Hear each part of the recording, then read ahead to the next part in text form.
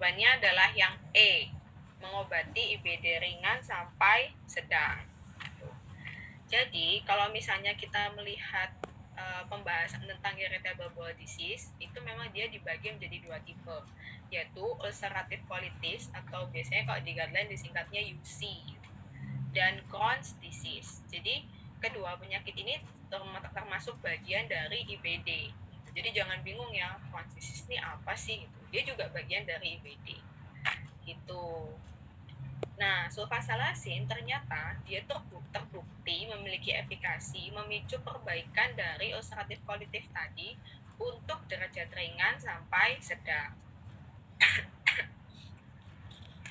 Ini kalau misalnya ini kita bisa lihat di sini terapi yang direkomendasikan untuk IBD. Pertama bisa dipakai sulfasalasin. Kalau misalnya belum ada perubahan, bisa ditambahkan kortikosteroid. Kalau misalnya nggak ada perubahan juga, bisa ditambahkan imunosupresan. Contohnya ada anti-TNF-alpha, IL-1 reseptor antagonis. Kalau antibiotik itu bisa ditambahkan pada kondisi infeksi. Jadi dilihat dulu apakah ada penyertanya infeksi atau tidak. Lalu new potential drug yang terbaru yang masih diteliti juga sih, itu bisa digunakan nikotin, heparin, dan yang lainnya. Coba kita lihat di sini. Nah, ini kalau dari Pionas ya. Jadi kalau di Pionas itu dibagi menjadi terapi IBD yang ringan, yang moderate, sama yang severe.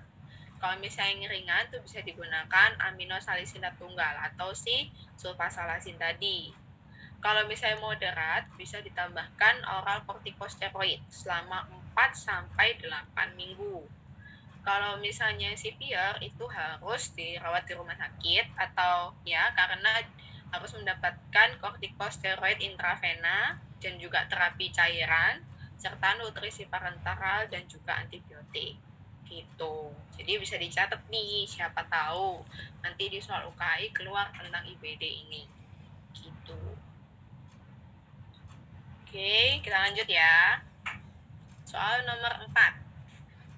Seorang wanita hamil trimester kedua mengeluhkan sulit BAB semenjak 3 hari yang lalu saat mulai menggunakan tablet FE oral untuk mengatasi anemia yang juga dialami oleh pasien. Terapi apakah yang dapat diberikan untuk mengatasi konstipasi?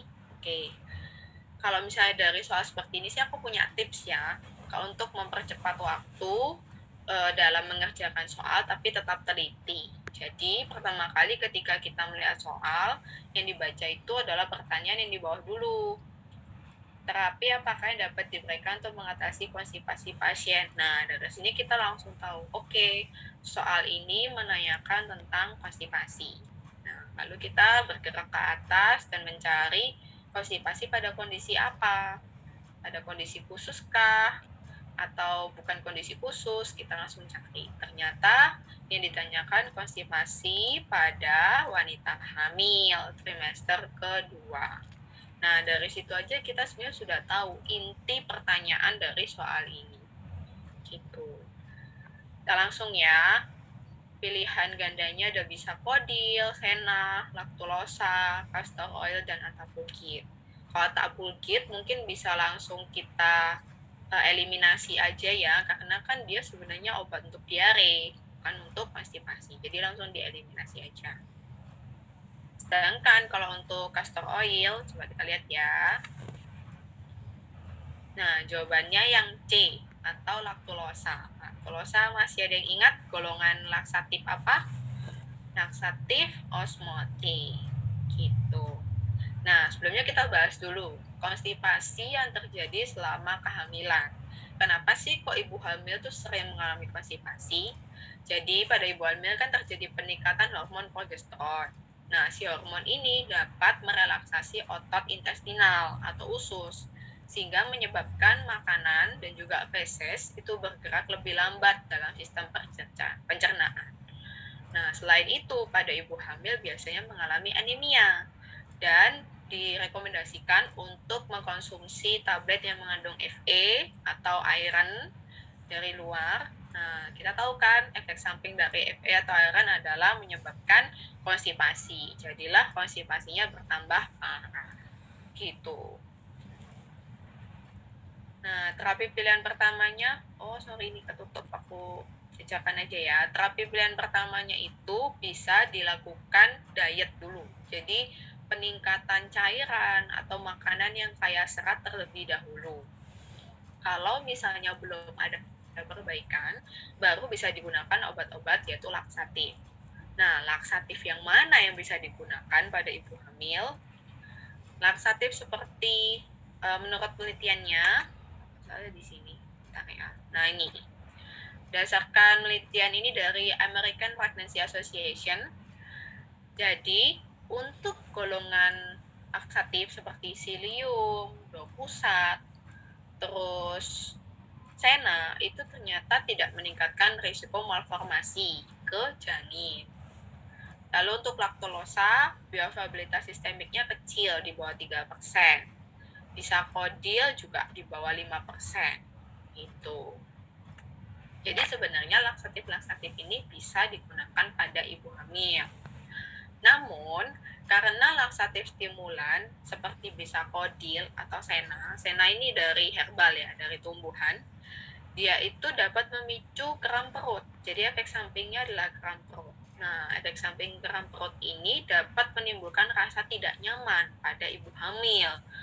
Gitu. Jadi kurang direkomendasikan. Sebaiknya dihindari dulu.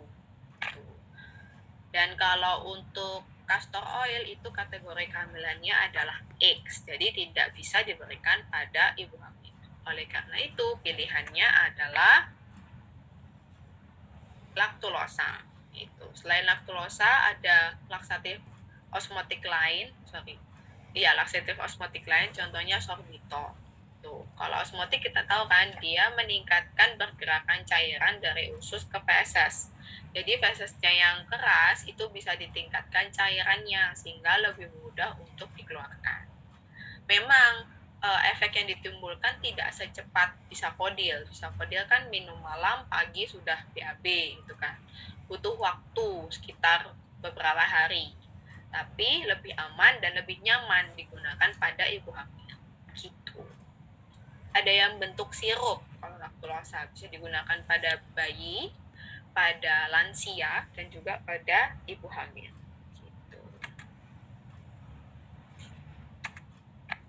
Lanjut ya, soal selanjutnya. Soal yang kelima, seorang pasien mengeluhkan nyeri epigastrik, nyeri di ulu hati, sering muncul pada malam jam 12 sampai jam 3 pagi. Dokter bertanya kepada apoteker, obat lambung apa yang paling efektif untuk kondisi pasien ini. Nah, ini istilahnya itu bisa disebut nocturnal GERD. Gitu. Jadi nyeri GERD, ini kan kemungkinan karena GERD kan ya, nyeri epigastriknya. Itu sering terjadi pada malam hari. Nah, kenapa kok jadi pada malam hari? Dan kira-kira jawabannya apa ya? Di sini ada PPI, ada sukalfat, ada H2RA, domperidon dan ondansetron mungkin bisa kita eliminasi karena dia termasuk golongan antiemetik. Nah, sementara di sini yang ditanyakan bukan untuk emetik gitu. Jadi antara tiga ini ya. Jadi kita bisa lakukan eliminasi pilihan ganda. Jawabannya adalah yang C, ranitidin. Nah, ranitidin ini kenapa? Karena pada pukul 12 malam dan puncaknya menjelang dini hari yaitu sekitar jam 3, itu terjadi peningkatan sekresi asam lambung yang dimediasi oleh histamin. Jadi si histamin dia berperan cukup besar untuk meningkatkan sekresi asam lambung di jam tersebut, mengikuti ritme sirkadian. Itu sehingga pemberian H2RA dia kan menghambat histamin ya, reseptor histamin. Itu tepat untuk diberikan pada kondisi ini. Gitu. Karena yang berperan besar adalah histamin. Mungkin minumnya bisa malam hari sebelum tidur. Itu. Ada penelitian yang bilang 1 kali minum ranitidin dengan dosis 300 mg itu efeknya lebih besar dibandingkan minum ranitidin 150 mg 2 kali sehari. Gitu. Oke, jadi saya udah tahu ya kalau misalnya pada nocturnal GERD bisa dipilih ranitidin. Lanjut. Soal nomor 6. Seorang pasien berusia 62 tahun dalam pengobatan dengan asam mefenamat untuk nyeri kroniknya. Akhir-akhir ini, pasien mengeluhkan nyeri perut dan BAB berwarna gelap. Apa terapi yang disarankan untuk pasien ini? Oke, jadi kalau untuk pasien ini, soal ini tidak dijelaskan secara jelas gitu, penyakitnya apa. Tapi disebutkan gejalanya. Nah, dari gejala tersebut kita bisa melihat warning symptoms untuk penyakitnya. Oke, nyeri perut, BAB-nya berwarna gelap. Jadi kemungkinan mengalami dispepsia atau peptic ulcer. Tuh, peptic ulcer, kita ingatkan penyebabnya secara umum ada dua. Pertama bisa karena penggunaan NSAID atau karena infeksi H. pylori. Nah, kalau misalnya di sini ada kata kuncinya, pasiennya menggunakan asam mefenamat. Berarti kemungkinan pasiennya mengalami peptic ulcer yang diinduksi oleh penggunaan NSAID, yaitu si asam mefenamat. Nah, kira-kira pilihan obatnya apa ya? Di sini obat lambung semua nih, ada bismut, lansoprazol, ranitidin, famotidin, antasida. Kira-kira yang mana nih? Oke, jawabannya adalah lansoprazol atau golongan PPI. Itu.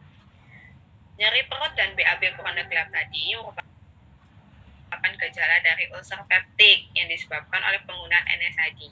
Nah, coba kita refresh lagi. Kenapa sih NSAID kok bisa menyebabkan ulcer peptik? Dia akan menginhibisi COX-1 sehingga dapat menurunkan sekresi prostaglandin. Seperti kita tahu bahwa si prostaglandin ini dia punya efek sitoprotektif pada mukosa lambung. Sehingga ketika produksinya itu diturunkan, yang melindungi lambung itu akan menurun dan meningkatkan resiko iritasi mukosa lambung. PPI dapat menjadi pilihan pertama karena dia itu terbukti memiliki efikasi dalam mempercepat penyembuhan ulcer dan mencegah kekambuhan dari gangguan gastroduodenal ulcer. Itu. Jadi si PPI ini seperti kita tahu dia kan menghambat pompa proton. Jadi dia menghambat sekresi asam lambung dan cukup poten kalau dibandingkan dengan H2RA, ya kan? Dan dia juga bisa mencegah kekambuhan, jadi supaya nggak kambuh lagi. Pada beberapa rekomendasi terapi, PPI ini bisa digunakan sebagai preventif. Jadi preventif untuk GERD. Jadi kalau misalnya ada seorang pasien nih, dikasih obat nyeri, dan dia memang harus mendapatkan obat nyeri tersebut, karena memang kondisi nyerinya cukup parah. Nah, untuk mencegah supaya nggak terserang GERD atau ulcer peptik, itu bisa diresepkan juga PPI sebagai preventif. Gitu. Jadi justru sering dikombinasikan kedua obat ini. Tapi kalau misalnya ketika penggunaan NSAID-nya bisa dihentikan, lebih baik dihentikan terlebih dahulu. Kita lanjut ya. Soal nomor 7. Seorang apoteker mengedukasi pasiennya mengalami reflux mengenai penggunaan antasida di waktu tertentu dapat memperpanjang durasi kerjanya hingga 3 jam. Kapan waktu yang dimaksud oleh apoteker tersebut? Nah, ini inti pertanyaannya adalah kapan penggunaan antasida dapat memperpanjang durasinya hingga 3 jam. Langsung aja ya.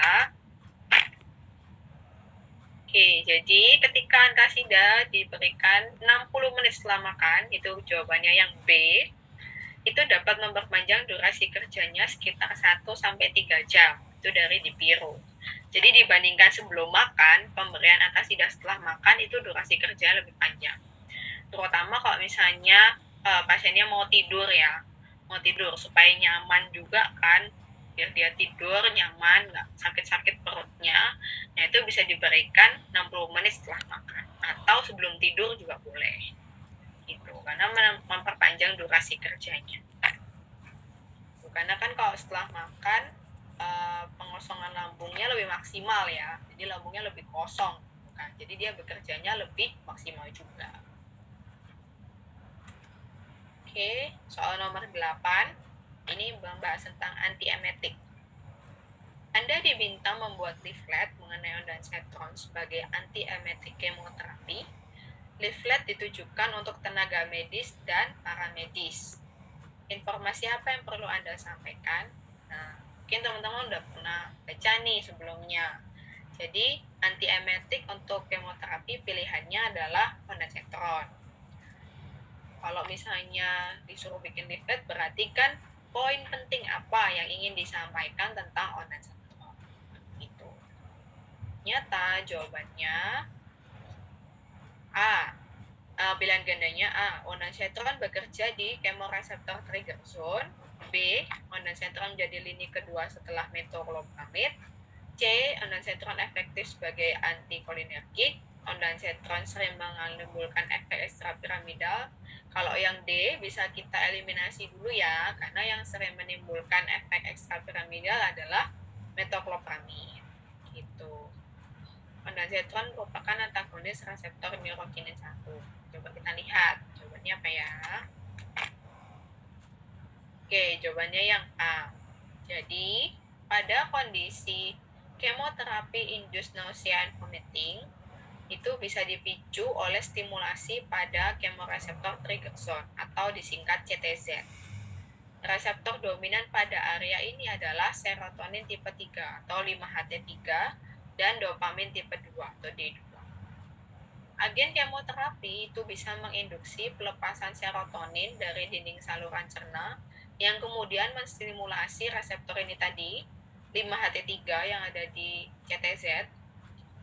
Nah, ondansetron dia kan antagonis 5-HT3 pada CTZ sehingga dapat mencegah terjadi munculnya mual dan muntah. Gitu. Ondansetron menjadi lini pertama pada terapi CINV dikombinasi dengan steroid atau NK1 antagonis seperti aprepitan. Ondansetron sangat jarang menimbulkan efek ekstrapiramidal berbeda dengan metoclopramid. Nah, di sini ada gambarnya. Ini kalau misalnya kita lihat, jadi karena si kemoterapi itu bisa melepaskan serotonin kan yang ada di gastrointestinal. Nah, bisa berikatan dengan reseptor 5-HT3 yang ada di CTZ. Si CTZ ini, dia kalau misalnya terstimulasi, dia menstimulasi VC atau vomiting center. Sehingga timbullah efek mual dan muntah. Gitu. Jadi karena si kemoterapi mempengaruhi rilisnya serotonin, terus mengaktifkan reseptor 5-HT3 yang ada di CTZ, dan CTZ-nya menstimulasi vomiting center sehingga timbullah respon mual dan muntah. Gitu ya. Oke. Soal nomor 9. Dokter bertanya kepada apoteker mengenai obat yang memiliki aktivitas, obat lambung yang memiliki aktivitas anti-androgen. Nah, obat apa yang dimaksud? Coba kita lihat dari pilihannya. Ada ranitidin, simetidin, omeprazol, domperidon, dan antasida. Mana di antara 5 obat lambung ini yang memiliki efek anti-androgen? Yang tahu? Oke. Jadi kunci jawabannya adalah B, simetidin. Ternyata si simetidin dia memiliki efek anti-androgen dengan cara menghambat transformasi testosteron menjadi dihidrotestosteron yang berikatan dengan reseptor androgen. Nah, karena produksi dihidrotestosteron yang menurun, maka terjadi penurunan aktivitas dihidrotestosteron yang berikatan dengan reseptor androgen. Gitu. Jadi bisa berperan sebagai anti-androgen. Ingat ya, simetidin. Jadi bukan berdasarkan karena golongannya, tapi per obatnya. Oke, kita lanjut. Soal nomor 10. Regimen terapi H. pylori terdiri dari PPI dan 2 antibiotik. Namun, pasien alergi penggunaan antibiotik amoksisilin. Manakah antibiotik yang dapat menggantikan si amoksisilin?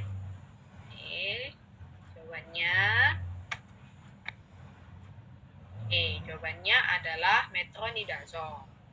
Jadi ketika amoksisilin tidak bisa digunakan pada pengobatan H. pylori, dapat digantikan dengan metronidazole untuk infeksi H. pylori selama 10 sampai 14 hari. Misalnya nah, ini kalau misalnya kita lihat ini dari Dipiro. Jadi rekomendasi terapi infeksi H. pylori itu ada banyak sih tipenya. Ada yang PPI base, triple terapi, bismuth quadruple terapi, berarti ada 4 agent ya. Terus non bismuth quadruple terapi, berarti 4 agent tapi tanpa ada bismuth. Sequential terapi, terus hybrid terapi, levofloxacin triple, levofloxacin sequential, dan LOAD. Nah, tapi yang umum digunakan adalah yang atas ini, PPI base, digunakan selama 14 hari. Obat pertamanya PPI, 1 atau 2 kali sehari. Obat keduanya clarithromycin 500 mg 2 kali sehari.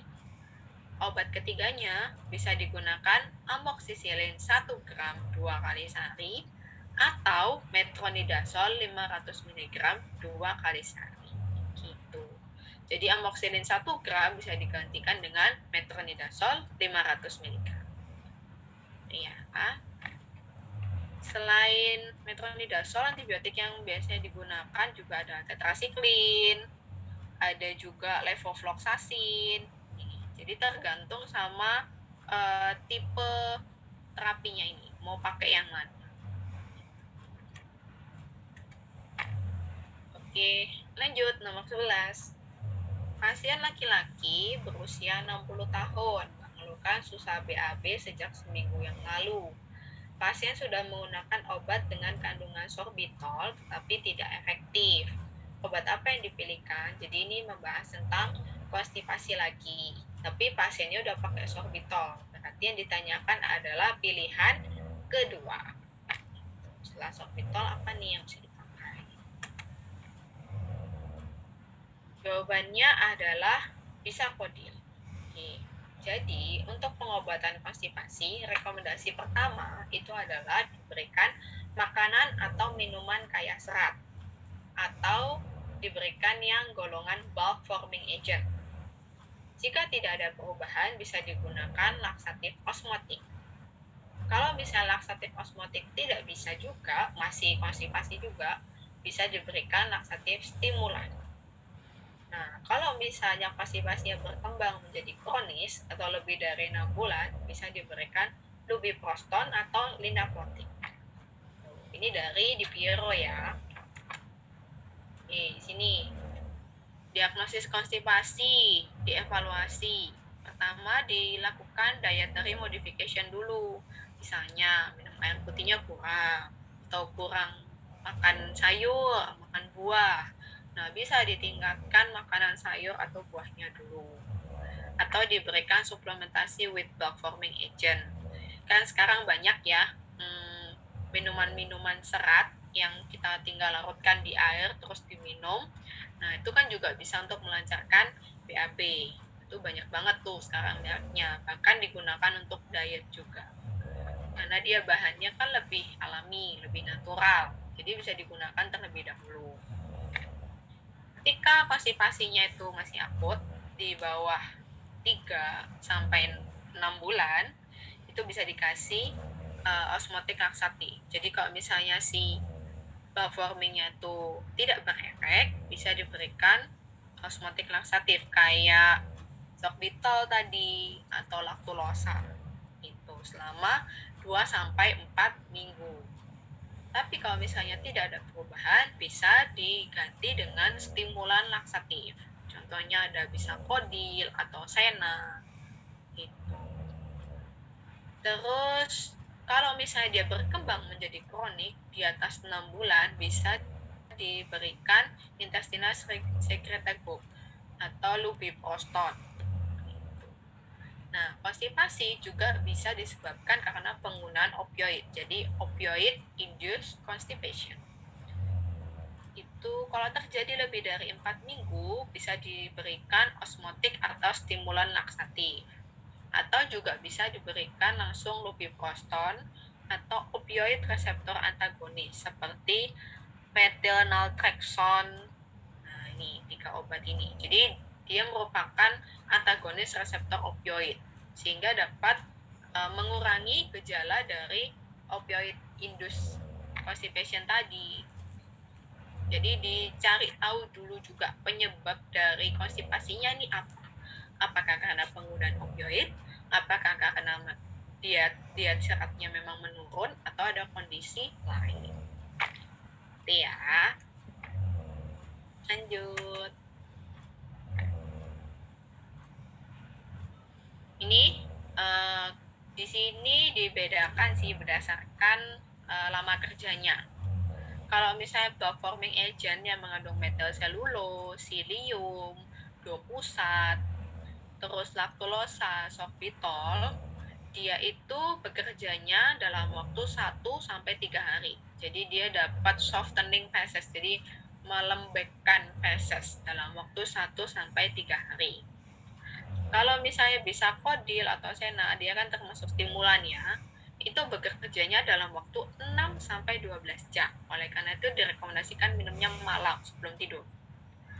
Terus agent that cause watery evacuation dalam waktu 1-6 jam. Termasuk bisa kodil juga, tapi yang rektal. Jadi dia meningkatkan cairan yang ada di cairan ke fesesnya itu supaya dapat lebih mudah dikeluarkan. Itu. Kalau intestinal ini ada lubiprostol, linaclotide atau plecanatide. Ya, ini ada dosisnya juga, tapi yang perlu diperhatikan di sini terutama cara kerjanya sih, lama kerjanya. Kalau misalnya butuh yang cepat, memang lebih dipilih yang stimulan. Kalau misalnya butuh efek yang lebih nyaman, bisa dipakai Bancorming atau osmotik. Gitu. Oke, soal nomor 12. Seorang pasien wanita di usia kehamilan 12 minggu mengalami gejala GERD ringan. Sebelumnya pasien sudah menggunakan antasida, tapi gejalanya masih terasa. Obat apa yang dipilihkan? Oke, kita lihat di sini pasien wanita hamil GERD ringan. Sebelumnya sudah pakai antasida. Berarti ini pertanyaannya mengarah ke pilihan kedua. Jadi dia sudah pakai antasida, tapi belum ada perbaikan. Oke, langsung aja. Jawabannya adalah A, ranitidine. Jadi kalau rekomendasi terapi GERD pada kondisi kehamilan, itu pertama harus menghindari konsumsi makanan yang berlemak, yang kecut atau asam, kafein, coklat, karena dapat meningkatkan sekresi asam lambung. Jika setelah menu makanannya itu diganti atau dikurangi, masih tidak terkontrol, dapat diberikan antasida. Jika antasida juga tidak membantu, bisa diberikan antagonis H2 seperti ranitidine karena kategori kehamilannya B. Sini bisa dilihat dari bagian ini. Jadi setelah penggunaan antasida bisa digunakan juga H2RA. Setelah H2RA bisa digunakan juga PPI. Jadi PPI ini sebenarnya bisa digunakan pada ibu hamil, namun hati-hati. Seperti omeprazol itu kategori kehamilannya C, jadi tidak direkomendasikan. Namun PPI yang lain masih bisa digunakan, namun harus dengan perhatian dokter. Tuh. Ini proton pump inhibitor A kelas B except omeprazol. Yaitu kelas kategori kehamilannya adalah C.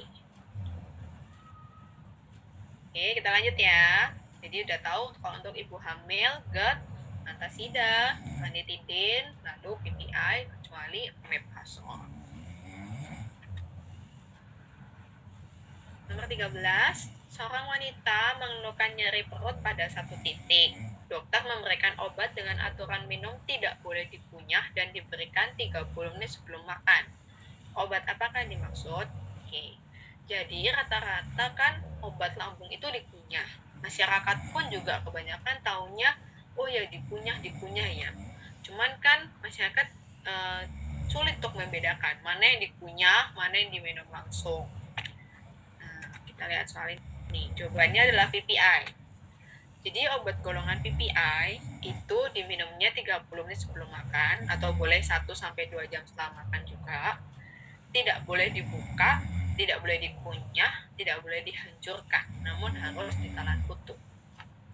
PPI itu kayak omeprazol, lansoprazol, dia bentuknya kapsul dan di dalamnya ada granulnya gitu. Jadi kalau digoyang gini dia tuh bunyi kesek-kesek gitu.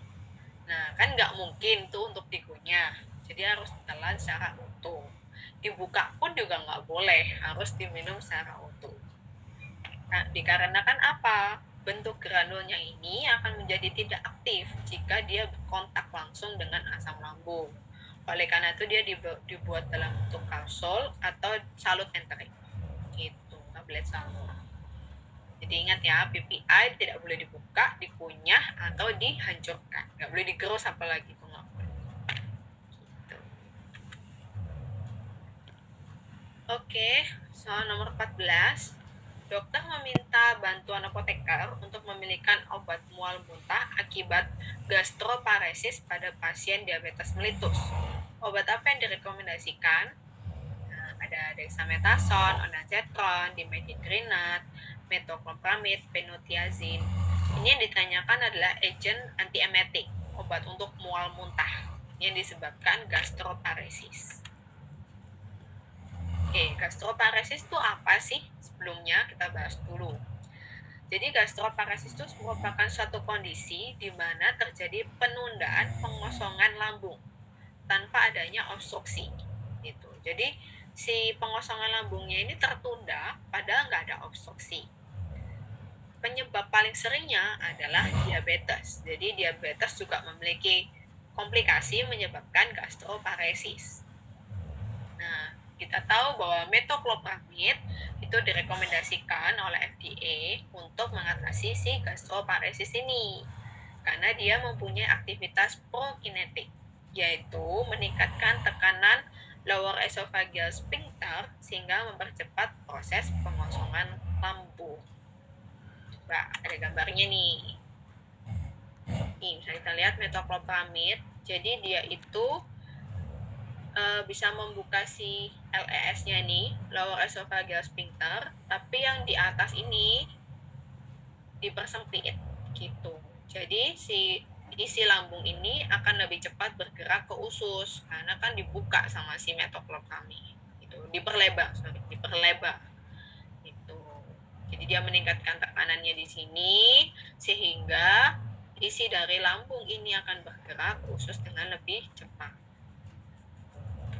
Jadi ini sangat menguntungkan pada kondisi gastroparesis. Oke, jadi sudah tahu ya, metoclopramid bisa digunakan untuk gastroparesis. Lanjut.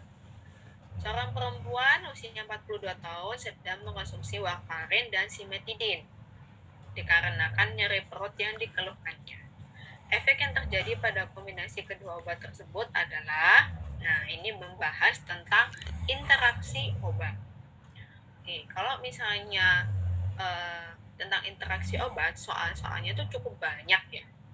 Cuman kalau dari yang aku lihat sih, kebanyakan soal-soalnya itu terkait dengan obat-obatan yang umum digunakan, yang sering digunakan, dan juga yang interaksinya itu mayor, jadi menimbulkan efek yang cukup besar. Kalau misalnya interaksi-interaksi yang kecil itu jarang ditanyakan sih, lebih ke yang efek interaksinya itu cukup besar, entah itu meningkatkan efek salah satu obatnya, atau menurunkan efek salah satu obatnya, atau meningkatkan efek samping salah satu obat gitu. Jadi kita lebih fokus ke situ aja sih teman-teman. Jangan lupa di modul obat UK itu ada di bagian belakang tentang interaksi obat. Jadi kita nggak usah repot-repot nyariin satu-satu. Nah, di situ udah dirangkum semua tuh. Teman-teman tinggal hafalin dari situ aja. Tapi juga harus banyak latihan soal sih, karena kan soal itu sangat berkembang ya. Semakin banyak kita latihan, semakin banyak kita tahu. Dari satu soal kita bisa banyak dapat informasi. Jadi latihan soal sebanyak mungkin itu juga nggak ada salahnya, malah menambah banyak manfaat sih teman-teman. Gitu. Kita balik ke sini lagi ya. Jawabannya adalah efek samping warfarin meningkat. Jadi ternyata si simetidin ini berinteraksi dengan warfarin karena simetidin dapat menghambat enzim CYP34, CYP1A2, dan CYP2C9 di tingkat metabolismenya, sehingga metabolisme warfarin itu terhambat. Nah, karena metabolismenya terhambat, efeknya pun meningkat. Karena efeknya meningkat, efek sampingnya pun juga meningkat. Gitu. Jadi ini interaksinya di tingkat metabolisme.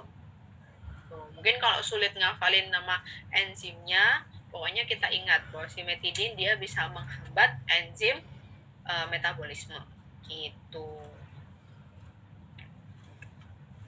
Oke, kita lanjut ya. Nah, kalau tadi soal 1 sampai 15 tentang gangguan saluran cerna. Nanti di akhir soal juga ada sih beberapa. Soal 16 selanjutnya kita akan masuk ke soal gangguan tiroid. Oke, soal nomor 16. Seorang pasien laki-laki berusia 50 tahun didiagnosis oleh dokter menderita DM tipe 2. Pasien juga diketahui mengalami obesitas. Obat antidiabetik apa yang direkomendasikan untuk pasien tersebut? Nah, ini masih tingkat muda, pasti semuanya tahu nih jawabannya. Jawabannya, jeng. Oke, yang D, metformin. Seperti kita tahu, metformin merupakan first line, pilihan terapi utama pertama untuk pasien diabetes mellitus.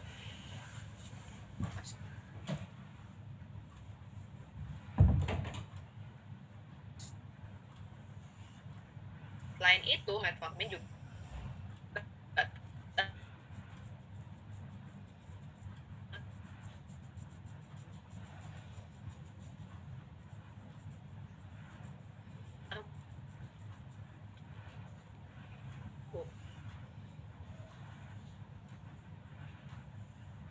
bermanfaat pada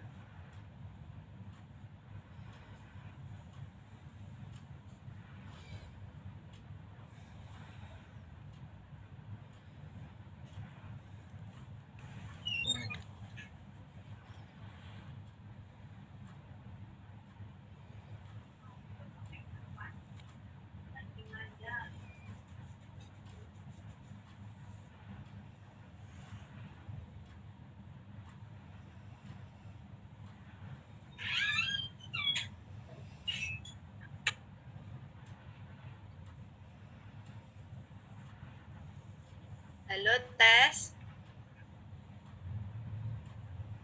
Aman Kak, udah masuk Kak. Oke. Aman ya Kak. Aku lanjutin ya. Oke, maaf ya teman-teman ada gangguan teknis. Oke, kita tadi bahas tentang soal nomor 16 ini ya, tentang si metformin ini. Jadi, metformin itu juga dapat menyebabkan terjadinya perubahan fisiologis di GI dan ritme sirkadian yang dapat meregulasi oksidasi lemak dan penyimpanan lemak di hepar, otot skeletal, dan jaringan adiposa. Sehingga efek-efek ini bermanfaat untuk menurunkan berat badan. Gitu. Tapi malahan metformin ini sering juga loh disalahgunakan untuk obat diet, untuk orang-orang yang tahu sih gitu. Oke, karena kita udah bahas tentang metformin, kita bahas juga ya tentang diabetes mellitus, terutama yang tipe 2. Sekalian refresh lagi nih. Oke, jadi seperti kita tahu, untuk terapi diabetes mellitus tipe 2, algoritmenya pertama, modifikasi gaya hidup sehat. Nah, ketika untuk diagnosis diabetes mellitus itu kan menggunakan HbA1c atau gula darah puasa atau gula darah setelah makan. Ketika HbA1c-nya itu di bawah di atas 6 tapi masih di bawah 7,5%, itu bisa diberikan monoterapi dengan salah satu agent di bawah ini.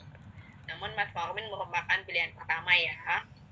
Tuh. Ketika setelah digunakan selama 3 bulan, belum mencapai target HbA1c di bawah 7%, bisa ditambahkan satu agent lagi dengan mekanisme obat yang berbeda. Jadi ada 2 obat. Jadi bisa metformin sama sulfonil, atau metformin sama alfa glukosidase, atau metformin sama TZD, thiazolidinedion, gitu. Nah, digunakan selama 3 bulan. Ketika dalam waktu 3 bulan HbA1c belum mencapai targetnya yaitu di bawah 7%, dilakukan kombinasi 3 obat. Kombinasi 3 obat dengan mekanisme yang berbeda juga, atau bisa ditambahkan insulin. Gitu. Sebenarnya waktu di kombinasi 2 obat tadi juga bisa ditambahkan insulin yang basal. Nah, kalau misalnya setelah penggunaan 3 bulan masih belum mencapai targetnya, bisa ditambah insulin atau dinaikkan dosis insulinnya. Gitu.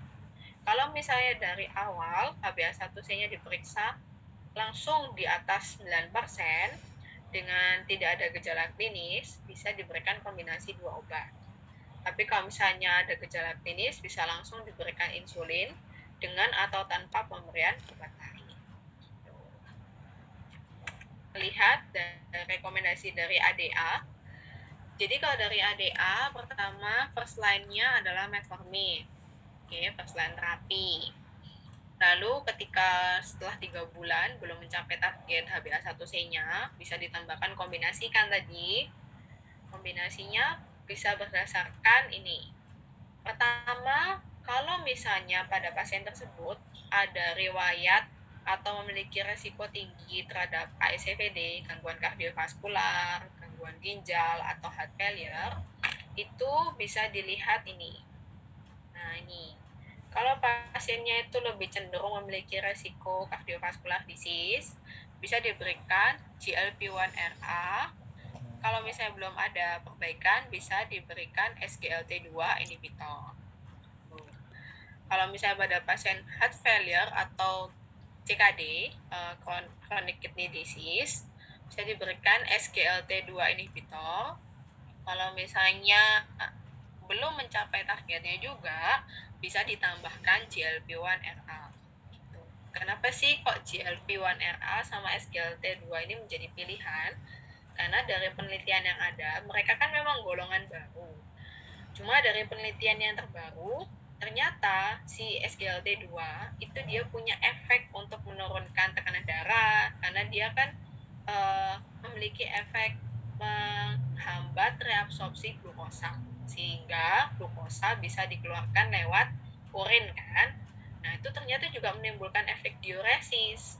Nah, efek diuresisnya itu cukup menguntungkan, bisa membantu menurunkan tekanan darah, membantu juga menurunkan resiko kardiovaskular disease atau heart failure gitu. Dan mekanisme lainnya yang masih diteliti saat ini, dia juga menguntungkan untuk menurunkan berat badan seperti itu.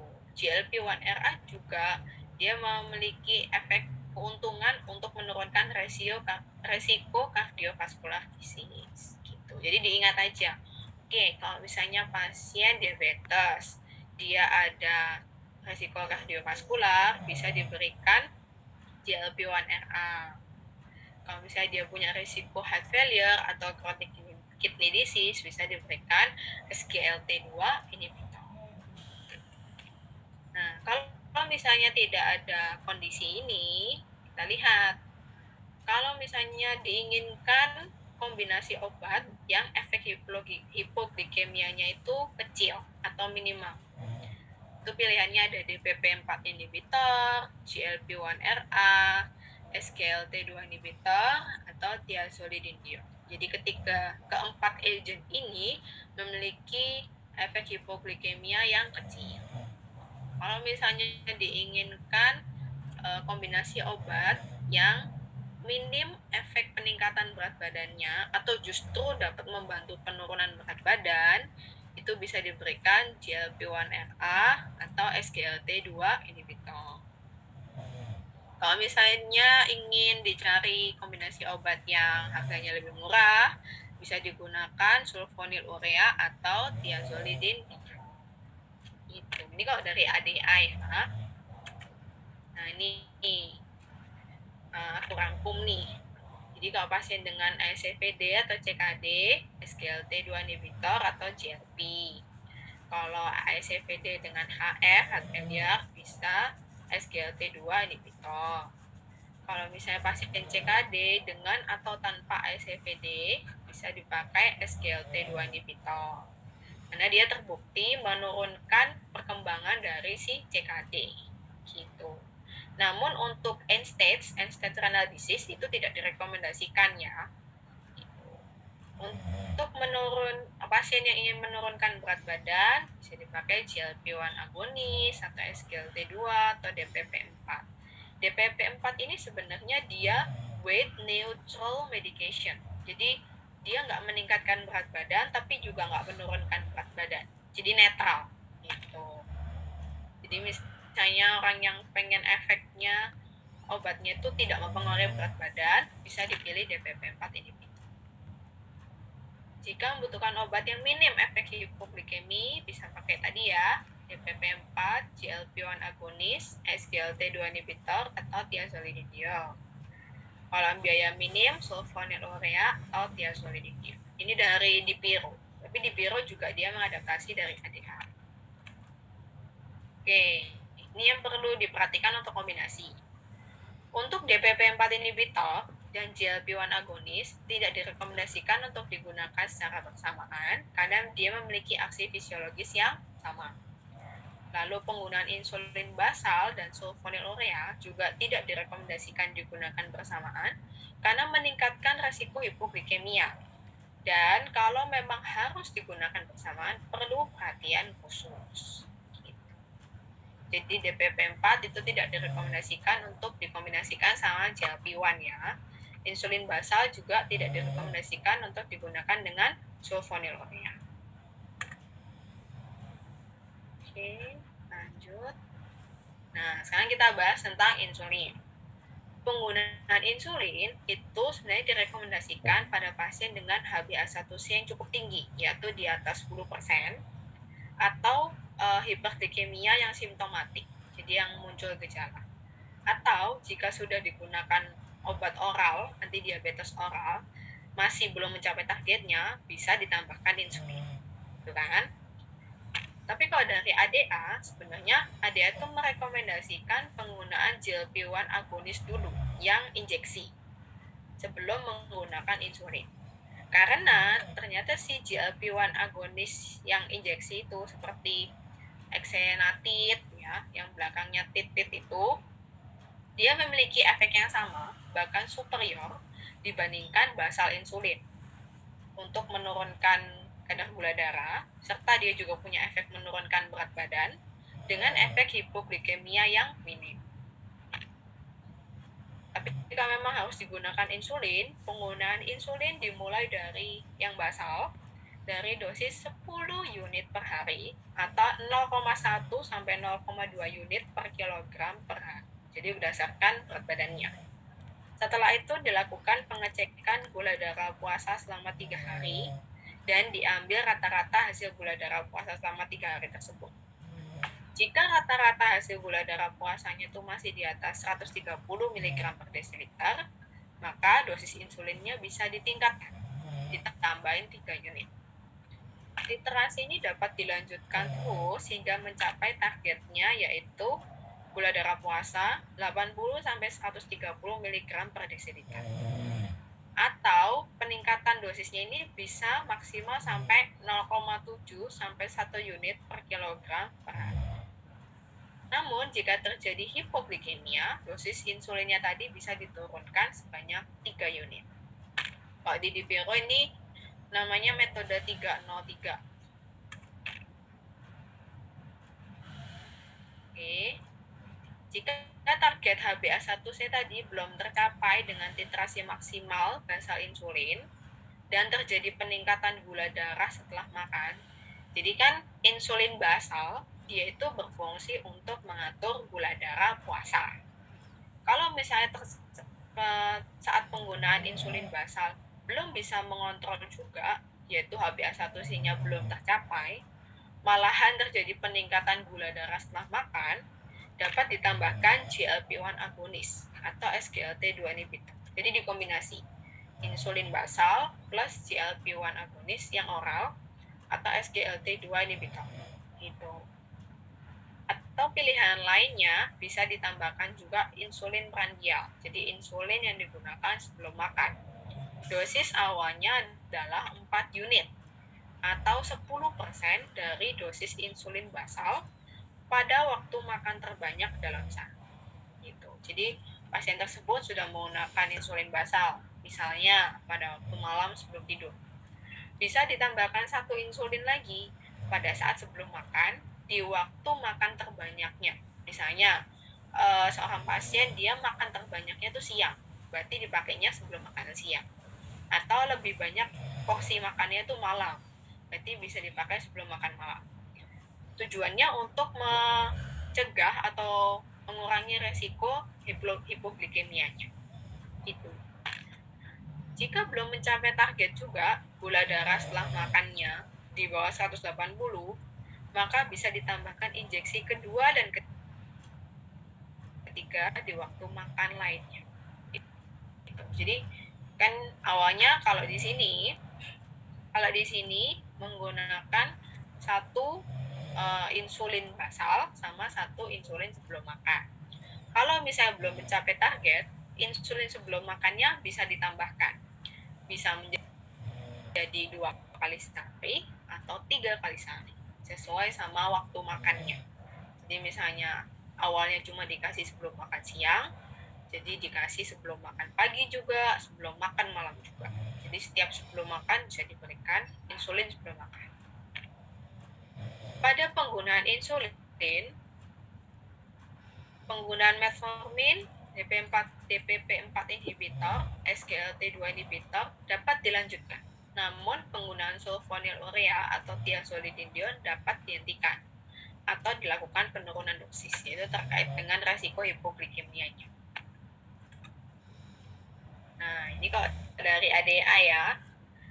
Jadi pertama, kalau misalnya terapi injectable itu dibutuhkan untuk menurunkan HbA1c, lebih dipilih penggunaan GLP-1RA. Karena dia efeknya itu juga sama kayak insulin, tapi efek hipoglikemianya lebih kecil. Jadi cukup menguntungkan. Tapi kalau misalnya GLP-1RA yang injeksi tidak bisa digunakan, atau misalnya sediaannya belum tersedia, bisa tetap digunakan insulin. Nih, basal insulin. Dimulai 10 unit per hari atau 0,1 sampai 0,2 unit per kilogram per hari. Oke. Nah, kita lihat di sini, ini peaknya. Jadi kalau misalnya basal insulin itu kan ada seperti glargin, kan, atau NPH, itu termasuk basal insulin. Nah, nih, glargin, detemir, atau NPH. Kalau glargin, dia kan termasuk golongan yang long acting kan kerjanya. Jadi dia peaknya itu lurus gitu. Nggak ada peaknya sih, sorry. Dia kerjanya itu stabil. Jadi kadar insulinnya itu stabil lurus. Kalau misalnya detemir, dia masih ada kayak membukit gitu, ada bentuk puncaknya sedikit terus turun. NPH juga sama. Jadi dia akan dari turun, dari turun dia naik lalu turun lagi. Gitu. Yang paling panjang ini sih glargin. Nah, kalau misalnya setelah penggunaan basal insulin tadi belum mencapai target HbA1c-nya, bisa ditambahkan prandial insulin. Dimulai 4 unit per hari atau 10% dari dosis basal insulin. Gitu. Kalau misalnya HbA1c-nya itu di bawah 8%, sudah mencapai di bawah 8%, dosisnya bisa diturunkan, si dosis basalnya tadi, menjadi 4 unit atau 10% dari dosis basal awal. Lalu titrasinya bagaimana? Misalnya setelah penggunaan selama 1 minggu belum ada perubahan, bisa ditingkatkan 1-2 unit atau 10-15% dari dosis 2 kali sehari. Jadi ditingkatkannya itu sebanyak 2 kali dalam 1 minggu. setelah ditambahkan prandial insulin juga bisa dirubah penggunaan si basal, yaitu yang di sini pakai NPH, itu dipakai menjadi 2 kali sehari. Nah, kalau misalnya basal itu kan bisa dipakai pagi 1 kali atau malam 1 kali sebelum tidur. Nah, ini dirubah menjadi 2 kali sehari. Gimana cara perubahannya atau perhitungan dosisnya? Jadi dosis totalnya adalah 80% dari dosis NPH saat ini. 2/3-nya diberikan waktu pagi, 1/3-nya diberikan pada waktu malam. Gitu. Tapi kalau setelah dilakukan split ini jadi pengguna NPH-nya dibuat jadi 2 kali, belum ada perubahan, bisa ditambahkan prandial insulin. Seperti cara yang tadi sudah dijelaskan. Atau lebih dipilih menggunakan kombinasi dengan GLP-1 Kalau setelah digunakan prandial insulin juga masih belum mencapai target HbA1c-nya, bisa ditambahkan lagi. Jadi penggunaan insulinnya itu menggunakan menggunakan basal, yaitu NPH tadi, 2/3 pada waktu pagi, 1/3 pada waktu malam, dan ditambahkan insulin yang prandial atau sebelum makan 4 unit. Jadi dikombinasi antara cara yang di sini sama yang di sini itu dikombinasi. Gitu. Atau bisa dilakukan ini stepwise additional injection. Jadi pertama cuma pakai 1 aja injeksi prandial.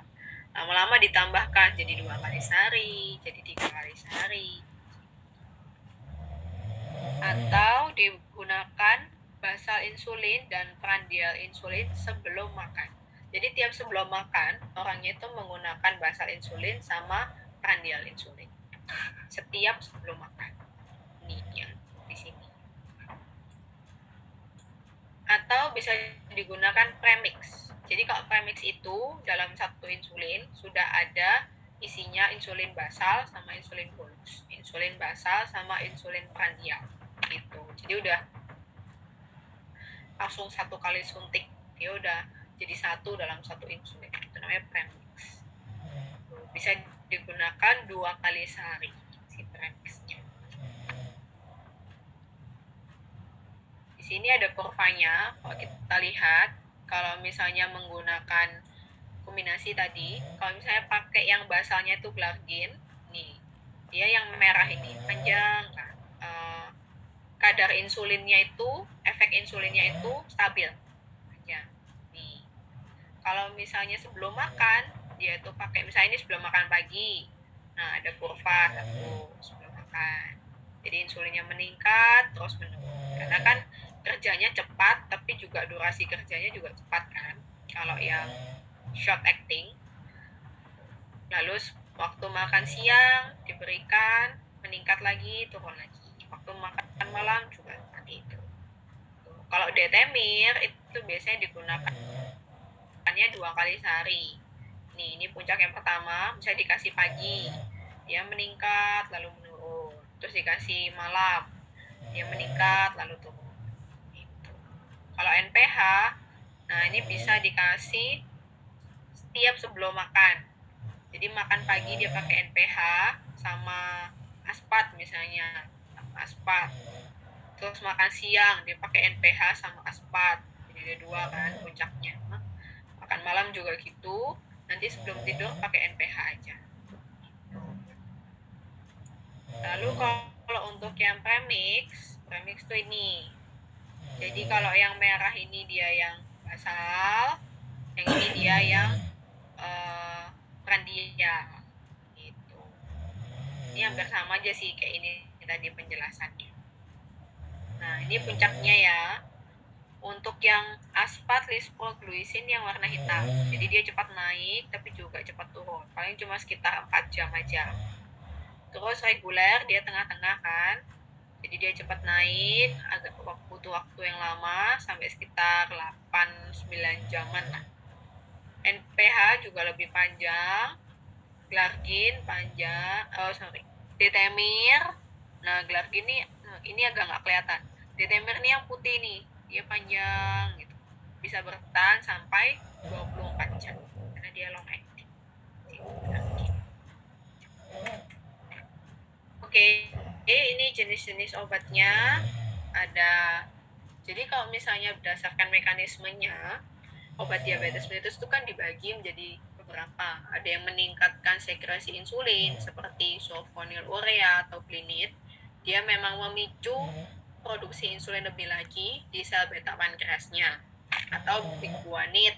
Biguanid contohnya metformin, dia kan punya efek yang cukup besar, yaitu meningkatkan sensitivitas insulin dan menekan produksi glukosa hepatik, yaitu menekan produksi gluconeogenesis dan glikogenolysis. Gitu. Terus kalau alfa glukosidase inhibitor, contohnya acarbose, dia menghambat absorpsi karbohidrat di usus. Jadi menghambat si enzim alfa glukosidase ini. Jadi absorpsinya glukosa itu terhambat di usus, namun efek sampingnya karena dia tidak bisa diserap si glukosanya, otomatis dia bisa membusuk di dalam usus karena ada bakteri juga di situ dan menghasilkan gas. Nah, gas ini yang bisa menimbulkan efek kembung, terus bloating atau pengen kentut gitu. Lalu thiazolidinedion, dia meningkatkan sensitivitas insulin juga dan meningkatkan ambilan glukosa ke otot atau jaringan adiposa. Itu kan seharusnya kan memang glukosa itu disimpan kan dalam otot atau jaringan adiposa. Nah, karena kondisi diabetes, kondisi itu terganggu. Nah, si thiazolidinedion dia meningkatkan ambilannya glukosa lagi. Terus DPP-4 inhibitor dia ada hubungannya sama GLP. Nih, GLP. Jadi GLP-1 agonis ini dia itu meniru efek dari GLP-1. Jadi GLP-1 itu sebenarnya sudah ada di dalam tubuh atau nama lainnya incretin. Nah, efeknya banyak, bisa meningkatkan sekresi insulin, mengurangi sekresi glukosa dan penyimpanan glikogen di otot, mengurangi produksi glukosa di hati, mengurangi nafsu makan, memperlambat pengosongan lambung. Jadi orangnya akan merasa kenyang kan, kenyang, terus nafsu makannya juga nggak meningkat. Jadi mengurangi nafsu makan, otomatis berat badannya juga menurun. Jadi sebenarnya kerjanya GLP-1 ini agak mirip sama metformin. Namun GLP-1 yang endogen yang ada di dalam tubuh itu dirusak oleh DPP-4. Oleh karena itu bisa ditambahkan obat DPP-4 inhibitor supaya tidak merusak si GLP-1. Jadi supaya si GLP-1 itu umurnya lebih panjang, nggak dirusak sama DPP-4. Nah, yang mekanismenya unik adalah si SGLT2. Jadi SGLT2 ini dia tidak berhubungan sama insulin, tapi dia menghambat reabsorpsi glukosa di ginjal. Itu sehingga terjadi glikosuria. Jadi glukosanya itu akan dikeluarkan lebih banyak lagi lewat urin. Gitu. Lalu kalau misalnya banyak glukosa lewat urin berarti meningkatkan resiko infeksi saluran kemih. Nah, tapi dari penelitian yang ada ternyata dari penggunaan SGLT2 inhibitor tidak mengakibatkan peningkatan resiko infeksi saluran kemih. Gitu. Selain itu juga tadi sebenarnya sudah saya jelaskan, dia punya efek yang menguntungkan ke kardiovaskular, ke pasien heart failure, ke pasien gangguan ginjal. Gitu. Dia punya efek yang menguntungkan dan juga bisa menurunkan berat badan. Oke. Nah, ini kalau dari gambar ini kita bisa diingatkan kembali sama mekanismenya ya. Tadi biguanid dia menghambat gluconeogenesis dan glikogenolysis. Terus TZD dia menghambat free fatty acid release dan juga meningkatkan glukosa uptake ke otot. Glukosa uptake-nya ditingkatkan sama TZD. Terus kalau alpha glukosidase inhibitor dia menghambat absorpsinya. Terus kalau insulin, untuk pengeluaran insulin itu ada sulfonylurea sama glini. Gitu. Ini secara garis besarin aja sih. Oke, kita lanjut ke soalnya ya. Pasien mendapatkan terapi TB yaitu isoniazid, rifampicin, etambutol, dan pirasinamid. Pasien didiagnosa terkena diabetes mellitus dan mendapatkan obat glipisid. Nah, hal ini disebabkan adanya interaksi obat TB dengan glipisid. Pada fase apakah interaksinya? Jadi ini kondisinya pasien TB, dia minum obat TB, dan dia juga diabetes, dia minum glipisid. Ternyata kok efek glipisidnya itu tidak optimal, jadi tidak menurunkan kadar gula darahnya. Kira-kira interaksinya ini di tingkat mana? Jawabannya A, di tingkat metabolisme. Jadi, rifampicin atau isoniazid itu ternyata bisa berinteraksi dengan glipisid. Rifampicin dapat menyebabkan penurunan kadar glipisid karena meningkatkan metabolisme glipisid dengan menginduksi enzim metabolisme. Memang ada beberapa obat ya yang interaksi sama rifampicin. Coba teman-teman cari obat apa saja yang berinteraksi sama rifampicin. Lalu tadi simetidin, obat-obat apa saja yang berinteraksi sama simetidin. Gitu. Sedangkan isoniazid itu juga dapat menurunkan efek glipisid walaupun belum diketahui mekanisme spesifiknya. Gitu. Tapi yang pasti rifampicin itu menginduksi enzim metabolisme sehingga metabolisme glipisid meningkat, otomatis efeknya menurun. Gitu. Lanjut. Seorang wanita 56 tahun menderita menopause dan didiagnosa tipe yaitu osteoporosis. Pasien memiliki riwayat DM sejak 10 tahun yang lalu. Obat antidiabetes apa yang dikontraindikasikan? Oke, kondisi pasiennya menopause dan osteoporosis. Obat apa yang dikontraindikasikan? Tadinya. Jawabannya adalah pioglitazone. Jadi pioglitazone itu kan dia golongan thiazolidinium. Mekanisme aksinya dia itu kan mengaktifasi PPAR gamma, ya kan? Nah ternyata aktivasi si PPAR gamma ini punya efek ke sel-sel tulang, yaitu dia meningkatkan aktivitas osteoklas dan menekan dan mensupresi diferensiasi osteoblas. Intinya dia meningkatkan aktivitas sel yang untuk merusak tulang, tapi sel yang membentuk tulang atau osteoblas itu ditekan. Gitu. Selain itu dia dapat memicu apoptosis atau kematian sel dari osteosit, sel-sel tulang. Nah, jadi kan bisa menurunkan massa tulang dan meningkatkan resiko fraktur, otomatis osteoporosisnya bisa lebih parah. Gitu. Jadi hati-hati, pioglitazone tidak boleh untuk pasien osteoporosis atau pada pasien lansia pun sebenarnya kurang direkomendasikan karena itu tadi dia bisa menyebabkan resiko fraktur atau jatuh gitu. Nah kan orang lansia kan rentan ya jatuh gitu. Jadi bisa dipilih obatnya lagi. Oke. Lanjut. Oke, nomor 19.